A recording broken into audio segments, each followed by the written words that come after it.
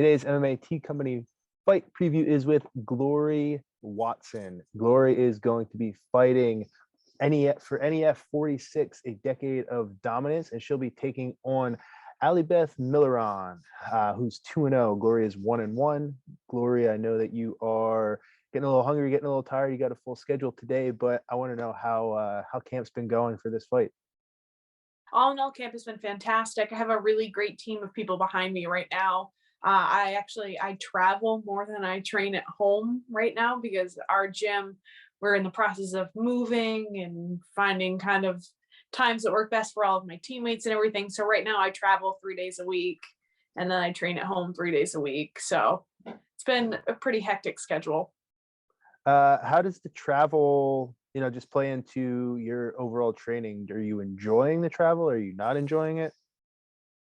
I enjoy the training, but I hate the driving. Okay. It's because in Maine, it's so spread out. So it's really hard to be like, oh, I only have to travel up the road for like 10 minutes. We're 2 hours plus there, 2 hours plus back. Oh, wow. Yeah. It's a haul. I spend about 16 hours in a car every week just traveling for training. And how's the snow up there? Is it constant? No, it hasn't been too bad this year. I know tomorrow we're supposed to get some pretty crazy snow. The low was 4 inches and the high was 19. Oh, so they have very no big idea. jump.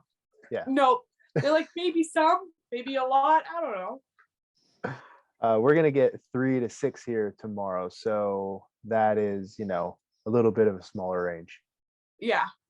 That you can kind of prepare for, not the whole I don't know. It might be enough to completely cover your house, or it might be enough that you're not even going to notice it.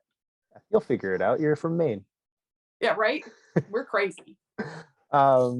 Speaking of, I don't want to say being crazy, but just going out and going out and fighting, right? You had a pretty good amateur career, right? And then pros started a little shaky, got to 1-1. And now you're fighting Alibeth, who is 2-0 as a professional. So, what do you know about her? Why did you decide to fight her at this time? Was there anything that you saw or anything that your camp saw that, you decided to take the fight? I just want to, know kind of, where you're at there. Yep. So I kind of tell everybody that when it comes down to picking opponents and everything like that, I have absolutely I don't have any input, but I don't really present options. I think that the promoters will come to us with different offers. My coach will present offers and my manager Kira will have offers as well that they think are fitting for this point in my career. And looking at Alibeth right now, it is a very good spot where both had pretty what's what we're looking for. Well, we had good amateur careers, and then we've each had 2 pro fights. She's had 2 wins. I've had a loss. So it's a good spot for both of us to be in right now. And it doesn't look bad if I win and she loses, or if she wins and I lose. It's a pretty evenly matched in terms of experience and our records. So it's a good fight for this time. And it's the first time you're fighting back in Maine since you've gone pro, right? Which has to be exciting. So, are you selling a lot of tickets? Are there a lot of people excited to come see you fight? I always sell a decent amount of tickets, but because of my family, my family is 30 plus, because I have my dad's side and my mom's side and then my stepdad's side and then my new stepdad's side and my dad's ex-girlfriend's side. This huge family. And so when it comes to selling tickets, I always sell quite a few. But being in Maine is amazing because it's where I started. And I know that there are people who come to watch other fighters that are on the card, people who come to watch Carl Langston, come to watch Zach Richards, who are both on the cards, and Ryan Burgess, and they all know who I am as well. So it's kind of nice to get support from fans that are fans of other fighters, not just necessarily mine.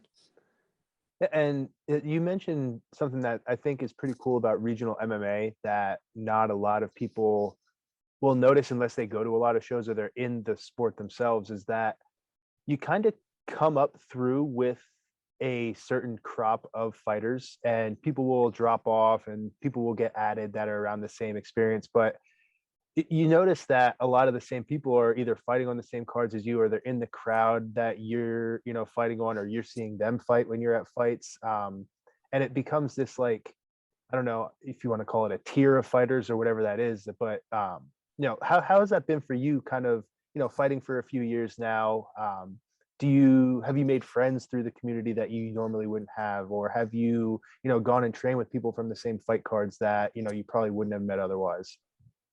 Yes, I most definitely have. That's Coach Young who's my head coach, has been training fighters for a very long time. He's had fighters actively fighting actually since the very first NEF event, in which this is the 10-year anniversary.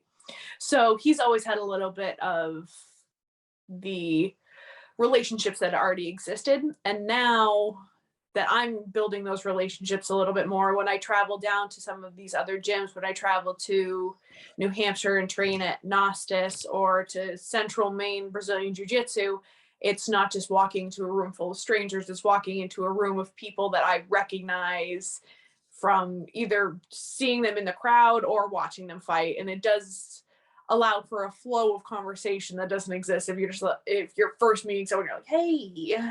So it's nice. Yeah, it's different than just showing up to a gym for their open mat or whatever that is, and then, not knowing anyone and going in and trying to, train and spar with them. There's like a level of hesitancy there when you don't know how hard they go at the gym. You don't know what you should or should not do. So being comfortable there, I guess, also helps a lot.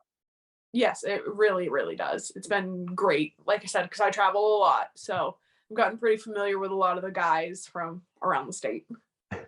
And, female or women's MMA has been growing in popularity, but I wanted to get your take on just, you know, what it's like in Maine from when you started fighting until now. Are you seeing it more in the gym? Are you seeing less girls in the gym? I know you're primarily training with guys, so I was just curious. Um, right now, I think because of COVID, everything has kind of dropped off. Mhm. There hasn't been a huge spike in male or female fighters. And I know that a couple fighters, like you were saying, like people I've fought with before or I have fought against, um, they're kind of falling out of things Mhm. or are looking other directions because of the state of the world, or just life gets in the way. So I haven't seen a huge um jump in females really, or males. I think a Mhm. lot of the time we're getting just the standard people right now because everything was shut down. Yeah, I think that might be, now that you said it, that probably is true across the board. It kind of is stagnant at most gyms and not a whole lot of new fighters coming through in general. Um, Last question before I let you go. I know that you like to bake while you're in fight camp. So have you been baking? Have you been making anything? Is there anything that you're craving that you want after the fight?